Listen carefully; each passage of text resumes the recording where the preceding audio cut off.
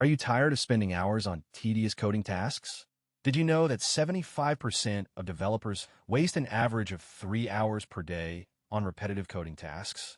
By the end of this tutorial, you'll learn how to harness the power of Claude AI to revolutionize your coding workflow and save you time.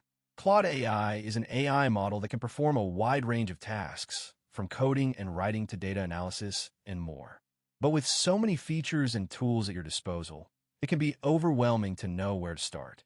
In this tutorial, we'll walk through the process of setting up Claude AI, understanding its artifacts, and creating projects that integrate seamlessly with your existing workflow. Let's begin by setting up Claude AI on your device. First, sign up for a free account on the Claude AI website. Click on the Get Started button and follow the prompts to create an account. Once you've verified your email address, you'll be taken to the dashboard, where you can access all of Claude AI's features. On the dashboard, you'll see a series of